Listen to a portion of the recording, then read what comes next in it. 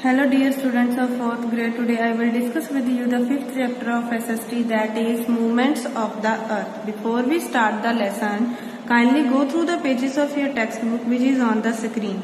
In this topic we will basically study about axis of the earth, rotation and revolution. Planet Earth is our home. It is the only known planet in the solar system that supports life on it. The phenomena on earth affect the living and non-living things in one way or the other. It means जो अर्थ planet है वो हमारा घर है और ये एक only ऐसा प्लेनेट है सोलर सिस्टम पे जिसपे क्या है कि जो लाइफ है वो पॉसिबल है ड्यू टू एयर और water.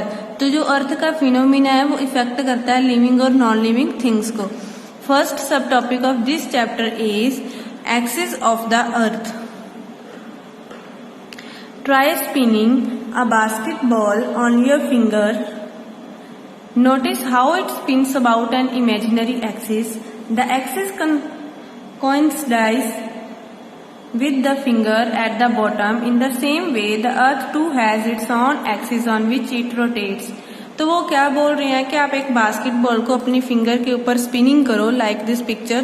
C in the picture they show basketball जो है वो स्पिन कर रही है एक फिंगर के ऊपर. Notice how it spins about an imaginary axis. ये नोटिस करना है कि एक एक्सिस के ऊपर कैसे स्पिन कर रही है और कैसे जो फिंगर और बॉटम है वो एक एक्सिस को कोइंसाइड्स कर रहा है. ऐसे ही जैसे ये बास्केटबॉल जो है वो स्पिन कर रही है वैसे ही हमारी जो अर्थ प्लैनेट है वो रोटेट करती है.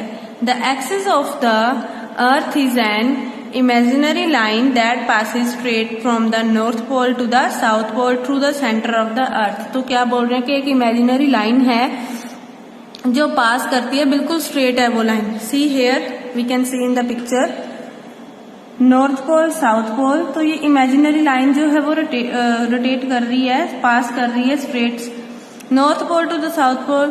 The axis is not vertical but is tilted at an angle of 23 by 1.2 degree from the plane of its orbit around the sun. तो ये थोड़ी सी tilted में स्लोपिंग पोजीशन. तो इसकी जो पोजीशन है वो थोड़ी टेढ़ी स्लोपिंग टाइप है. तो ये see in the picture here we can see ये थोड़ी टिल्टेड है.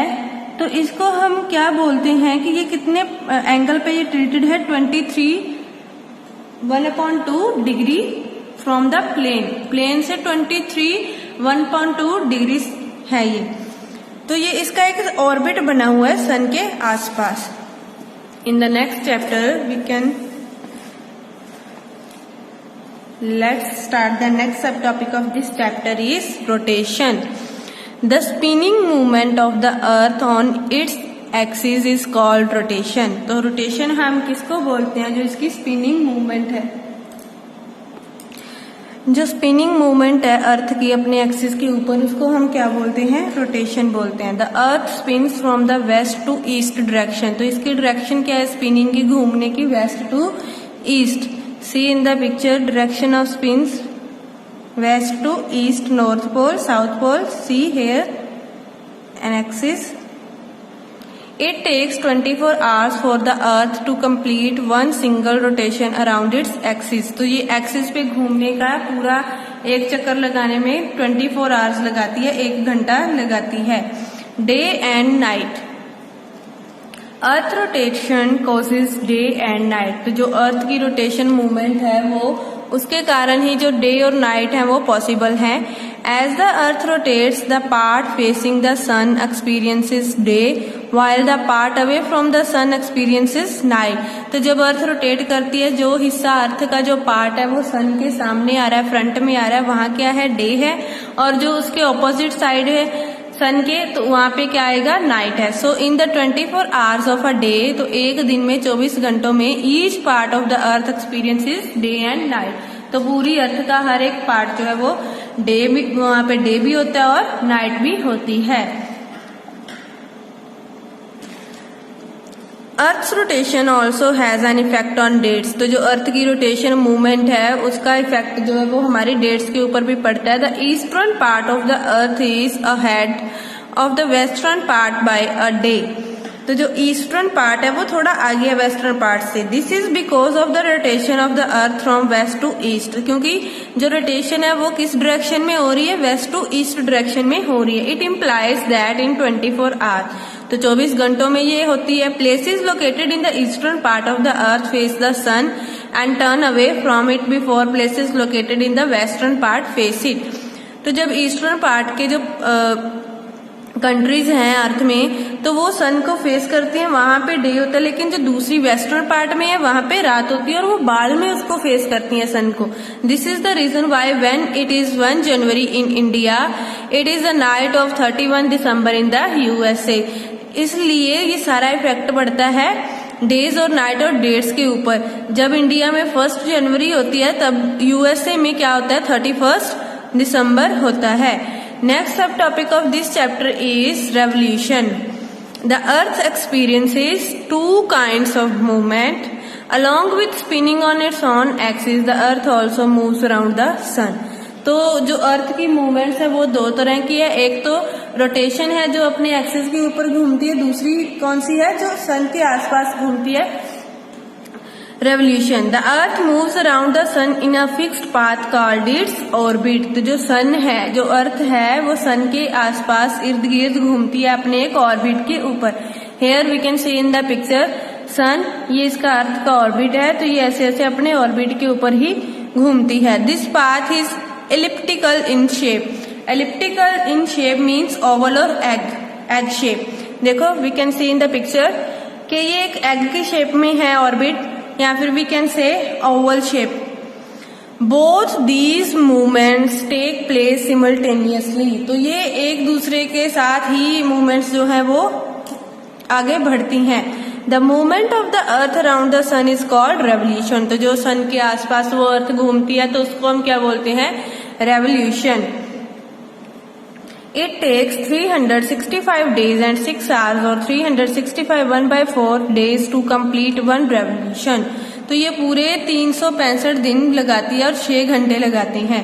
However, a normal calendar constitutes only of 365 days। तो ये एक नॉर्मल कैलेंडर है, उसमें हम कितने डेज काउंट करते हैं, 365। लेकिन after 4 years we can count another 1 day in the February month, 366 days. These 6 are included in that day after 4 years.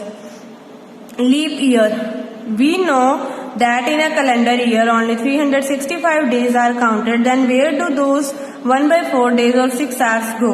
तो सेम क्वेश्चन कि जो 6 hours है वो कहाँ जाते हैं जब हम काउंट करते हैं 365 डेज ओनली अपने कैलेंडर में। This part of the day और hours is accumulated for 4 years till it's total 24 hours। तो उतना टाइम काउंट होते रहते हैं, जब 4 years के बाद ये 24 hours बन जाते हैं। This extra day is added to the February month of every 4th year। तो इसको फेब्रुअरी में ऐड किया जाता है। As a result February has 29 days in that year. Such a year is known as a leap year. Thus a leap year comprises 366 days.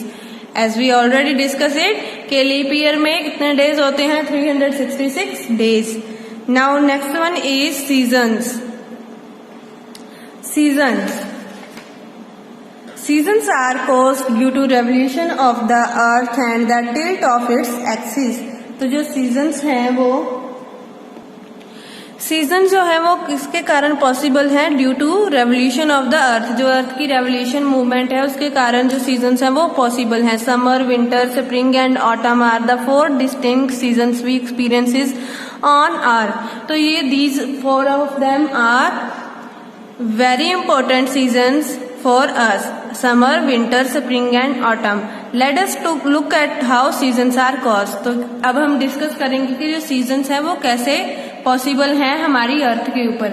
N imaginary line runs through the centre of the earth called as equator. तो जो imaginary line है वो centre के through से run करती है तो उसको हम क्या बोलते हैं, इक्वेटर।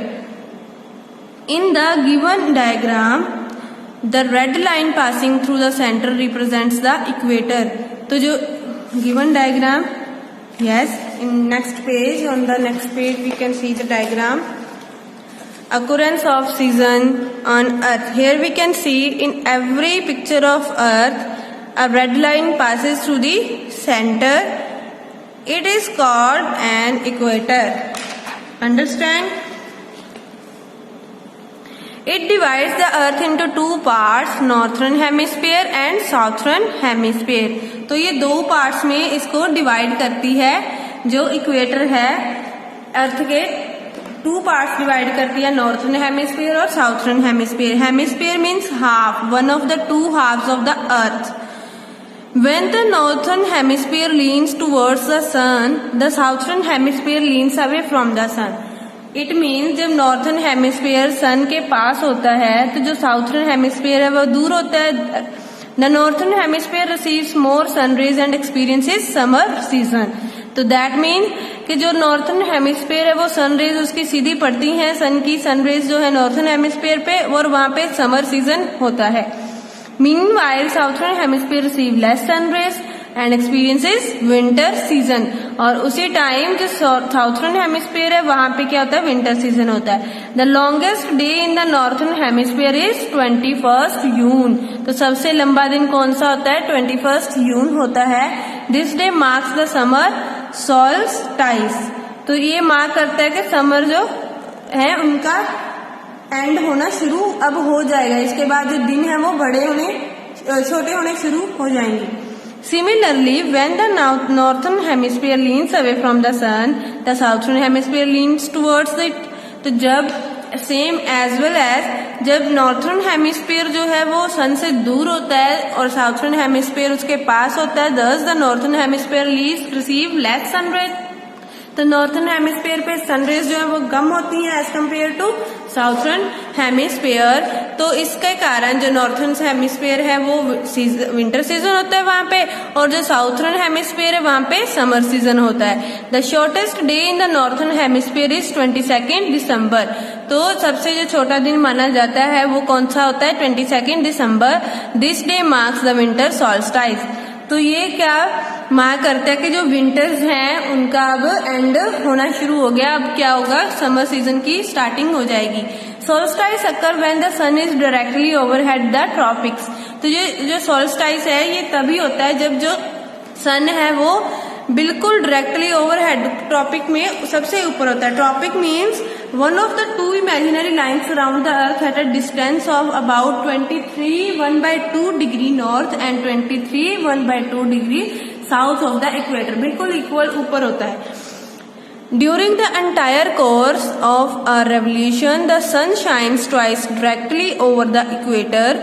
तो जो सन है वो क्या होता है, डायरेक्टली इक्वेटर के ऊपर शाइन करता है. This is called equinox. इसको हम क्या बोलते हैं, equinox. During equinox the length of day and night is equal.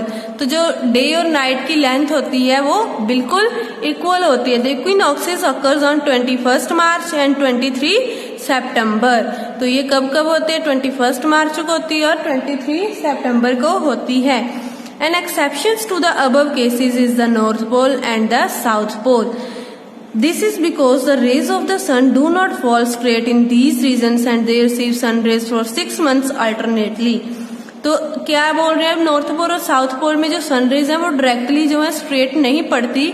यहाँ पे 6 मंथ्स का क्या होता है, गैप होता है. 6 मंथ सन जो है रेज है सन रेज वो पड़ती हैं, 6 मंथ्स नहीं पड़ती.